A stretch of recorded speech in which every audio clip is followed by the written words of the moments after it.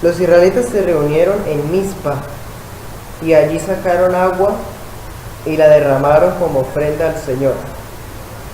Aquel día ayunaron y reconocieron públicamente que habían pecado contra el Señor. Allí en Mizpa, Samuel se convirtió en caudillo de los israelitas. Hoy vamos a hablar del valor del ayuno como el primer tema el primer sermón acerca del ayuno, de una serie de temas. Vamos hoy a hablar acerca del ayuno con base en 1 Samuel 7. 1 Samuel 7 es la primera vez que aparece el ayuno fuera de la Torá. La palabra ayuno aparece por primera vez es en Levítico, pero ahí en 1 Samuel 7:6 es la primera vez que aparece en la tierra prometida como un acto cumplido. Porque por ejemplo el Levítico dice: ustedes en las fiestas tales van a ayunar, ayunarán y harán una reunión santa y se abstendrán de trabajos, ¿sí? O sea, es como un mandato que todavía no se ha cumplido, pero a partir de 1 Samuel 7 es que se empieza a aplicar el ayuno, pues el registro bíblico del primer ayuno realizado en la tierra prometida es 1 Samuel 7:6. Bueno, ¿qué está pasando en ese momento, en 1 Samuel 7:6? El pueblo se había desviado de Dios y había adquirido nuevos dioses. El pueblo había renunciado al Dios que lo había sacado de Egipto y había adquirido los dioses de los vecinos. El Dios que les dio agua de la roca, el Dios que los trajo con una nube de fuego y una nube de humo de día, lo habían reemplazado por dioses de fertilidad, dioses de lluvia, dioses del fuego. De la mano de eso, de esa decadencia espiritual, pues viene una decadencia moral, ¿sí? El libro de los jueces es un libro con una historia bastante patética de lo que es la vida espiritual de los israelitas. Digo patética porque pareciera que por fin se mejoran y vuelven otra vez al pecado. Pues es una historia como un ciclo vicioso de caída, levantamiento, tanto así que el libro de Jueces termina con unas escenas morales bastante bochornosas, escenas de orgía, de homosexualismo, de desmembración, de guerras civiles entre hermanos. O sea, el pueblo estaba moralmente destruido. Pues claro, si habían dejado a Dios, pues obviamente eso iba a repercutir en su vida. Si el pueblo se aleja de Dios, va a repercutir en la vida moral. Si el pueblo se aleja de Dios, va a repercutir en la vida como se lleva en la sociedad. Entonces va a ser normal el homosexualismo, va a ser normal la adopción de parejas homosexuales, va a ser normal darle un salario a personas que le hicieron daño al Estado por remunerarlas para que no vuelvan a hacer lo mismo que antes. Va a ser normal porque se ha decaído espiritualmente y luego entonces no hay bases para que haya una moral fuerte. La decadencia también se evidencia en lo social. ¿Por qué? Porque como ya les dije, hubo guerras civiles entre las tribus. Ejemplo de eso es en el libro de Jueces, cuando Jefté mismo lidera una guerra civil contra los efraimitas. Siendo hermanos, se matan todos entre sí y mueren más de 40,000 israelitas por una guerra caprichosa, ¿sí? Y la decadencia también era política, porque no había nadie que fuera líder, nadie.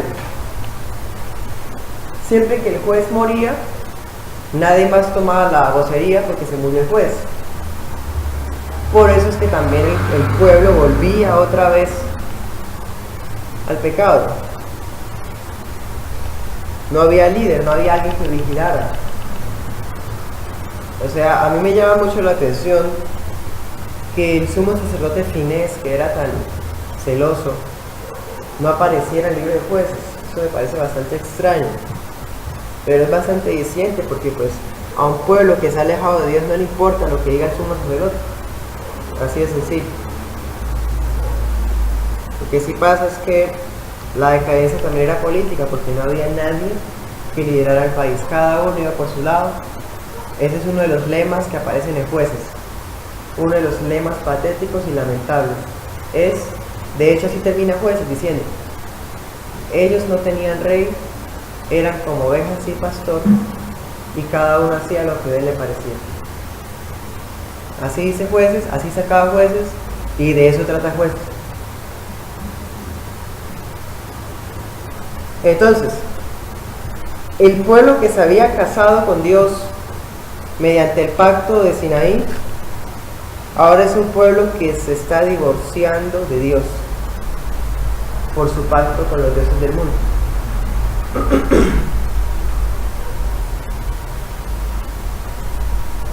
Vamos a 1 Samuel 4:5.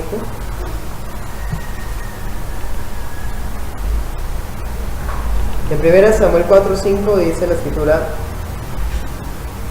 aconteció y cuando el arca del pacto de Yahweh llegó al campamento, todo Israel gritó con tan júbilo que la tierra tembló.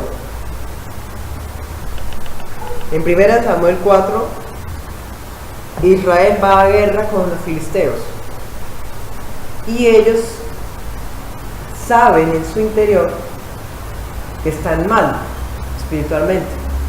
Entonces ya no basta con las trompetas de plata, ahora se hacía necesario llevar el arca del pacto como para darse el contentillo, el amuleto de que iban a tener una victoria segura. Entonces llevan el arca del pacto como muestra que Dios está aquí con nosotros, y se forma tal algarabía que la Biblia dice que los gritos hacían temblar la tierra. Si ustedes leen el capítulo, ustedes se dan cuenta que los filisteos escuchan el griterío y a ellos les da terror, porque dicen: no, esta gente se puso feliz porque el Dios de dioses está allá con ellos, perdimos. ¿Saben qué? Vamos a esforzarnos, vamos a pelear con todo lo que tenemos, ¿sí? Por si quizá ganamos. Y así es. Pareciera, y de hecho Samuel es una continuación de Jueces, va de la mano, porque las historias patéticas de Jueces están al comienzo de Samuel. ¿Por qué patéticas? Porque el pueblo está contento, porque tiene la victoria asegurada, porque tiene el arca.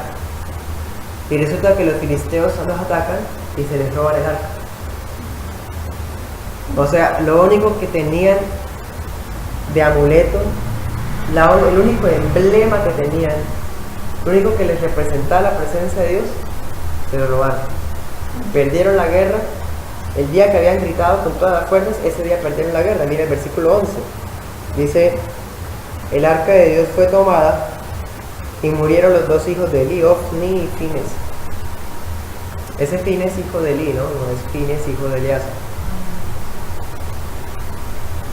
Ofni y Fines son los representantes del sacerdocio. Eran los encargados de llevar el arca a la guerra. Y si ellos murieron, entonces no tenían representante en Leví. Y si se llevaron el arca, ya no tenían representación de Dios con ellos. En otras palabras, no tenían nada. No tenían esperanza, ya no tenían gloria. Ya no tenían ese emblema que tenían de la presencia de Dios. El arca la habían perdido. Miremos el 17. Dice: un mensajero huyó y le dijo a Elí lo siguiente: Israel huyó delante de los filisteos, y también fue hecha gran mortandad en el pueblo.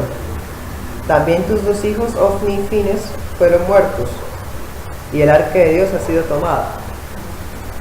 Aconteció que cuando él hizo mención del arca de Dios, Elí cayó hacia atrás de la silla, al lado de la puerta, y se desnucó y murió, porque era hombre viejo y pesado. Había juzgado a Israel 40 años. Su nuera, la mujer de Fines, que estaba embarazada, cercana al alumbramiento, oyendo el rumor que el arca de Dios había sido tomada y muerto su suegro y su marido, se inclinó y dio a luz, porque le sobrevinieron los dolores de repente. Al tiempo que ella moría, le decían las que estaban junto a ella: no tengas temor, porque has dado a luz un varón.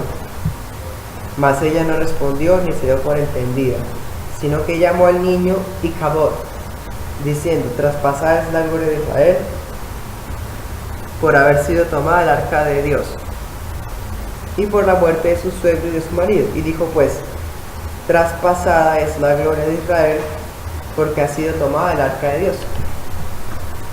Entonces, ¿por qué la Biblia dejó plasmado este momento? Porque el nombre del niño es el nombre que puede describir la situación que estaba pasando Israel. Israel era un Icabod. Icabod significa sin gloria. Sin gloria. ¿Sí? Mueren los representantes de Leví, les roban el arca, y más encima muere Elí, que es el juez y sumo sacerdote. Ya no hay gloria, no hay nada, no existe, no hay unidad patria, por así decirlo, porque las 12 tribus cada una está por su lado. No hay representantes. Josué se murió hace como 400 años ya. Están sin gloria, no tienen nada. Y Icabod es el nombre que se le da al pueblo que ha roto su compromiso con Dios. Mirando la historia en 1 Samuel, en los capítulos 5, 6, hay un suceso bastante impresionante con el arca. Ya ustedes lo sabrán. El arca fue robada por los filisteos. Los filisteos, resulta que ellos dicen: hemos vencido al Dios de dioses. Somos muy poderosos, vencimos al Dios de dioses. Y meten el arca como un trofeo al arca del dios Dagón, que es el dios de ellos. Ellos lo dejan ahí, al otro día regresan y se encuentran que el dios Dagón está arrodillado ante el arca. La estatua se arrodilló ante el arca. Entonces ellos levantan el muñeco, lo vuelven a armar como estaba antes y dejan el arca ahí. Al otro día el muñeco está destruido, desarmado. Entonces el dios de dioses destruyó a Dagón, lo despedazó, ¿sí? Y ellos pues quisieron, sacaron el arca de ahí y la llevaron a la casa de los consejeros, de los nobles de Filistea. Resulta que Filistea estaba conformada por una metrópoli de 5 ciudades. El arca fue transportada de ciudad en ciudad porque donde el arca estaba había plagas. Por ejemplo, el arca estuvo por primera vez en Asdod, en una ciudad de ellos. A la gente le empezó a dar úlceras, hubo plagas de ratas, hubo plagas. Ellos dijeron: no, esto es culpa de ese Dios. Llevémoslo a la otra ciudad, de pronto ya no pasa eso. La llevaron a las 5 ciudades y en todas hubo lo mismo. ¿Sí? Entonces ya ustedes saben, ellos hacen una señal y ellos dicen: bueno, si este Dios nos está exigiendo que regresemos el arca, pues pongamos una señal. Vamos a poner el arca encima de un carrito que sea alado por 2 vacas. Vamos a poner las vacas en dirección hacia Israel o en dirección hacia el lado opuesto. Si las vacas van hacia Israel, sabremos que esto lo hizo Dios, y si no, esto fue causado por una coincidencia o una epidemia. Dice la Biblia en 1 Samuel 6 que las vacas se fueron derechito hacia Israel, comiendo pasto, pero derechitos a Israel. ¿Sí? Entonces Dios mismo regresó a Israel, o sea, ningún israelita fue a reclamar el arca, Dios mismo fue. O sea, es bastante impresionante, es maravilloso, pero también muestra lo patético que son los israelitas. Ninguno se le ocurrió ir por ella, ¿sí? Estuvieron conformes con estar sin gloria. Entonces Dios mismo busca la manera de regresar solito. El caso es que en 1 Samuel 7, que es la cita principal, el arca ya regresó, ¿sí? En el versículo 3 dice que Samuel habló a toda la casa de Israel diciendo: si de todo su corazón se vuelven a Yahvé, quiten los dioses ajenos y a Astarot de entre ustedes. Preparen su corazón a Yahvé y sírvanle solo a él, y él los librará de las manos de los filisteos. Entonces los hijos de Israel quitaron a los Baales y a Astarot y sirvieron solo a Yahvé. Samuel dijo: reúnan a todo Israel en Mizpa y yo oraré por ustedes a Yahvé. Se reunieron en Mizpa y sacaron agua y la derramaron delante de Yahvé y ayunaron aquel día y dijeron allí: contra Yahvé hemos pecado. Y Samuel juzgó a los hijos de Israel en Mizpa. No hay sacerdote, murió Elí, murieron los hijos de Elí, queda un bebecito llamado Icabod, no más. Ni modo que pueda ser sacerdote un niñito. Entonces queda un hombre llamado Samuel, ¿sí? Sacerdote, juez y profeta. Toma la vocería del pueblo, ¿sí? Y algo que es de resaltar es que Samuel, el juez, profeta y sacerdote, no les recuerda a ellos las promesas.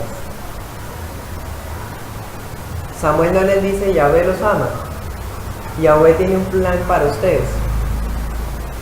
Samuel tampoco les recuerda las bendiciones. Samuel no les dice: estamos en esta tierra que fluye leche y miel. Samuel no les dice nada de eso.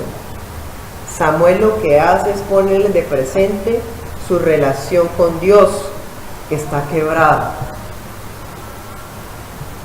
¿sí? Samuel les pone de presente que ellos necesitan ser convertidos urgentemente. Por eso les dice: vuélvanse a Dios, es decir, conviértanse.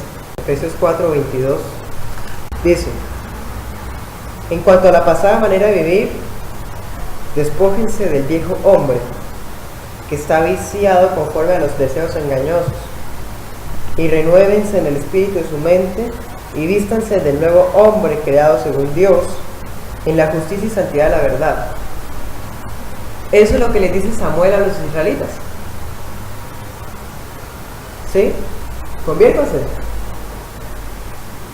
sírvanle al Dios verdadero, dejen atrás todo eso del viejo hombre, que ¿qué era? La idolatría. El juez no les recuerda promesas ni bendiciones.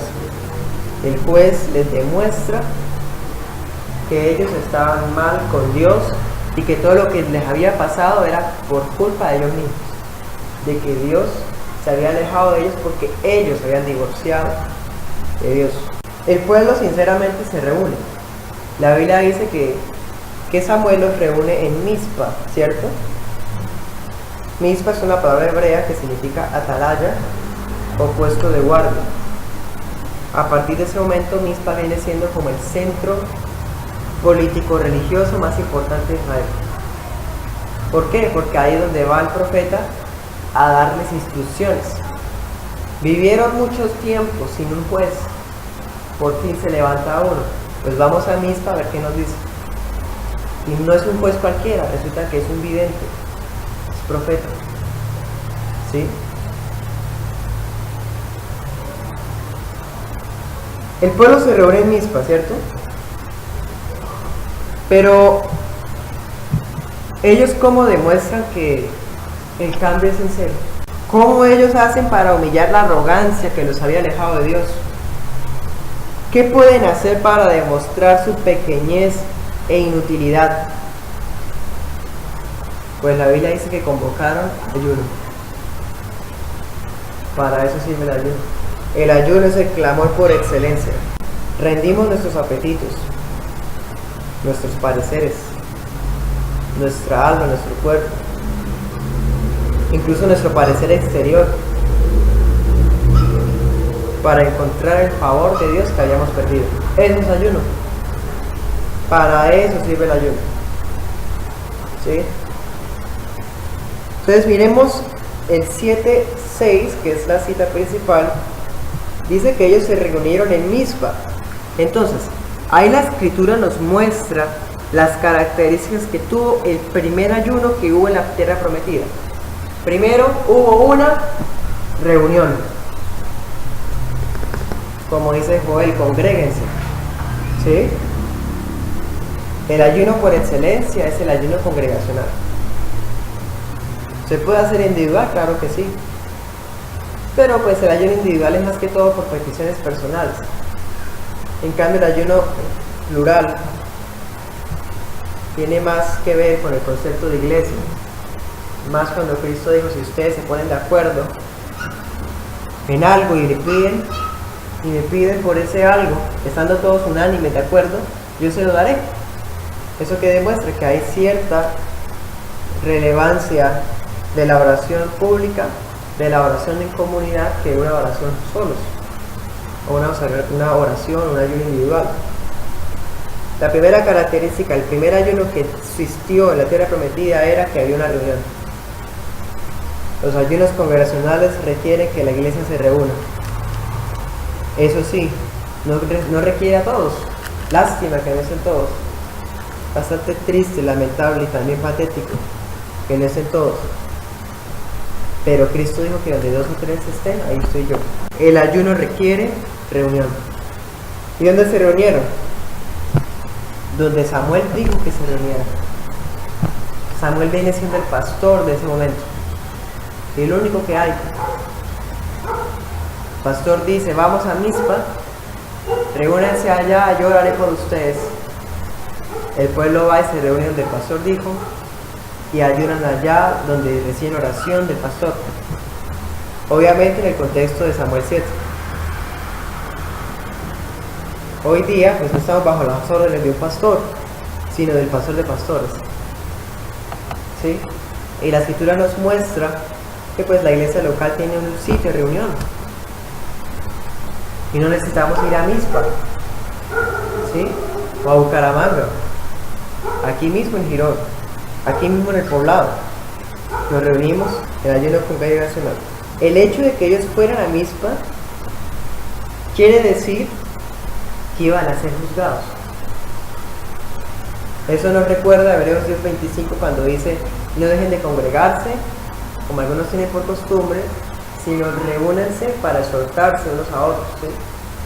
Se reunían no para pasarlo chévere. Los cristianos la pasamos rico siendo exhortados. Esas son las paradojas del cristianismo, pero a eso hemos sido llamados porque escrito está y punto.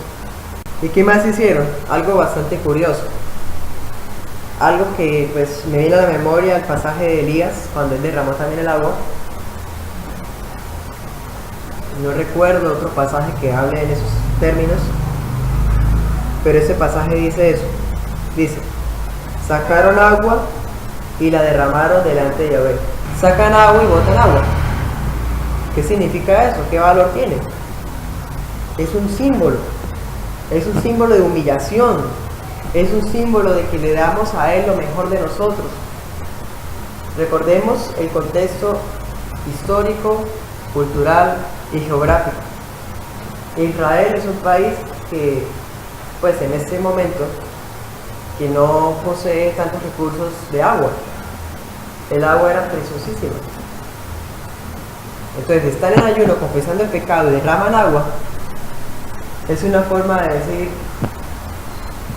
mostramos nuestro arrepentimiento, mostramos nuestra conversión, no solamente ayunando, sino también dando lo mejor de nosotros. Salmo 62:8. Esperen en Él en todo tiempo, pueblos. Derramen delante de Él su corazón. Dios es nuestro refugio. Lamentaciones 2:19. Levántate, da voces en la noche al comenzar las vigilias. Derrama como agua tu corazón ante la presencia del Señor. Alza tus manos a Él, implorando la vida de tus pequeñitos, que desfallecen de hambre en las entradas de todas las calles. ¿Sí? Entonces, fíjense que también ha hablado de derramar, pero Salmos y Lamentaciones ha hablado de derramar el corazón. Entonces, lo que ellos hacen en Samuel es símbolo de que están derramando su corazón. Es una muestra de genuino arrepentimiento, de sincero quebrantamiento. ¿Sí? No era un ritual neopentecostal, no era un ritual carismático, no era un ritual romano de agua bendita. Era un símbolo de humillación, era un símbolo de que estaban derramando delante de él lo mejor que eran sus corazones. El versículo 6 también dice lo siguiente, dice: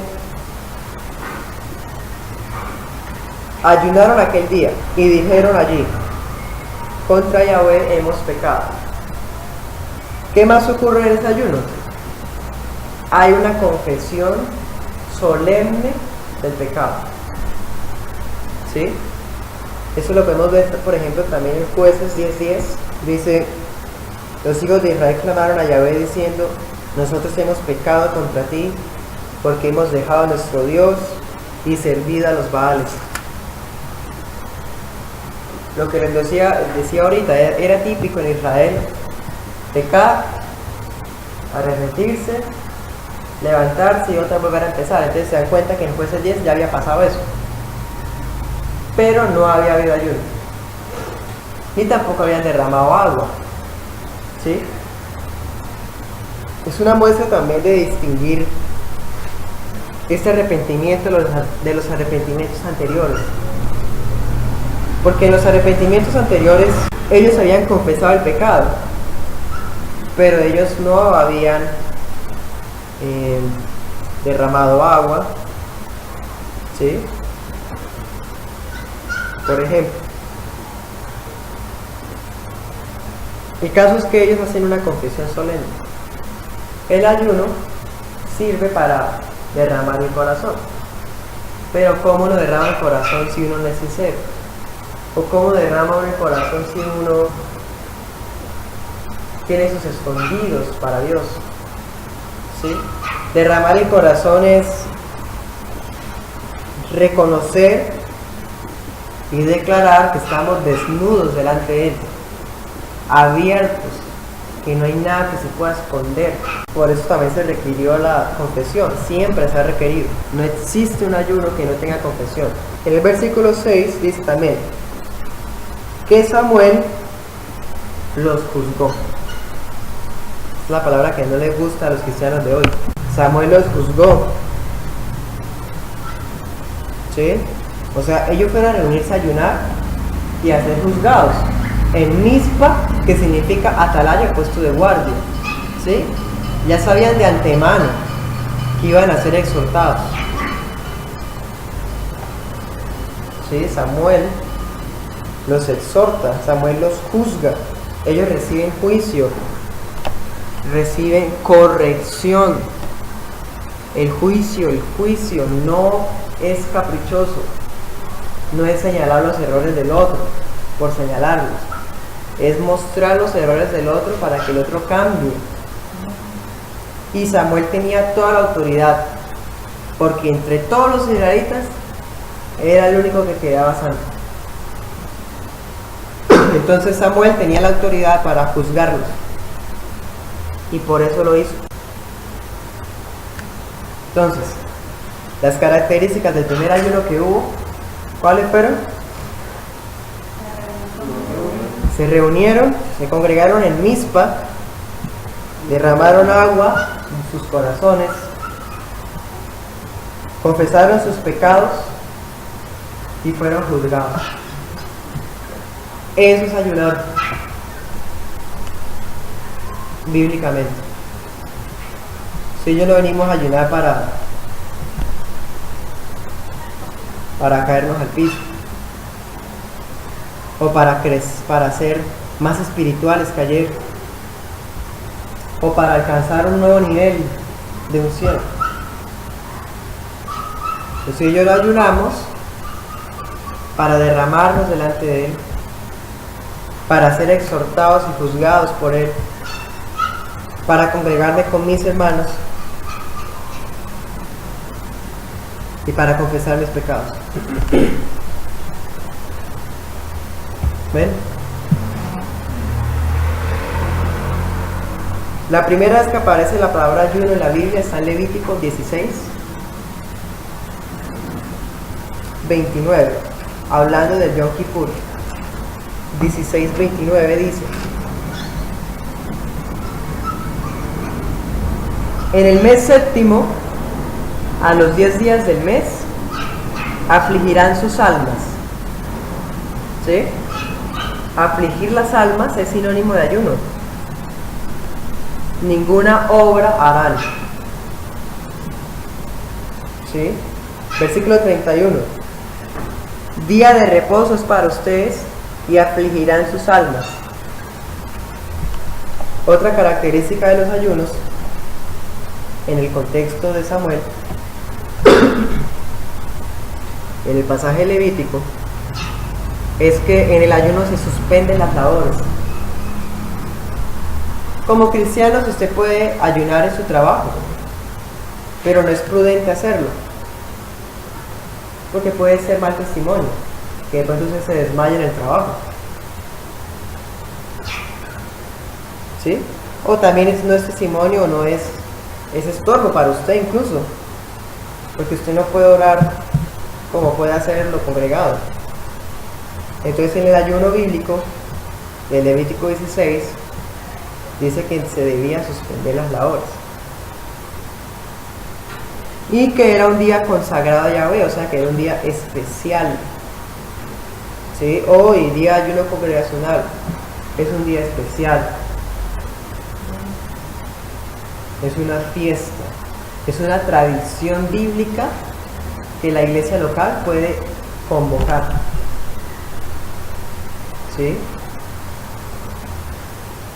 El ayuno no es una ordenanza, pero el ayuno sí es una tradición bíblica, es una disciplina bíblica. ¿Sí?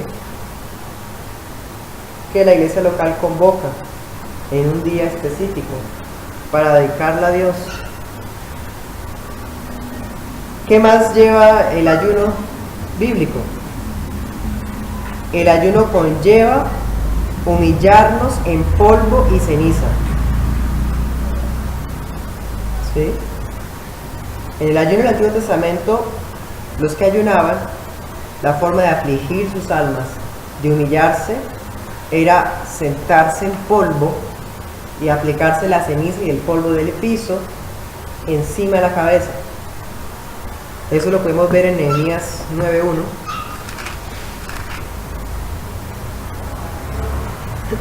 Dice: el día 24 del mismo mes se reunieron los hijos de Israel en ayuno y con cilicio y tierra sobre sí.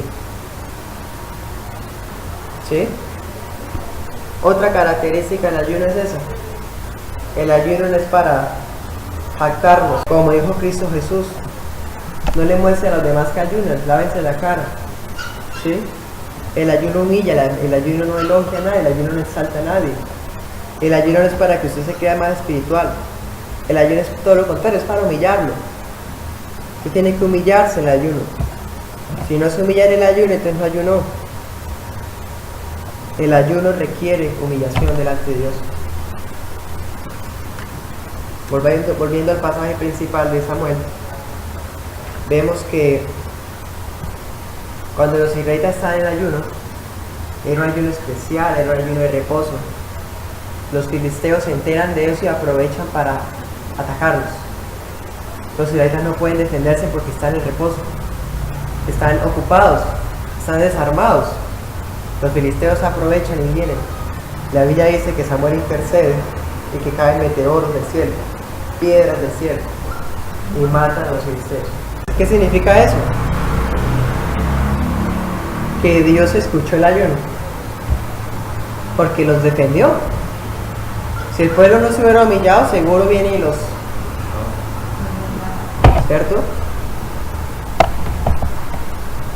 Pero no, la respuesta tan sobrenatural de Dios demuestra que Dios los perdonó y que ellos se convirtieron. Amén.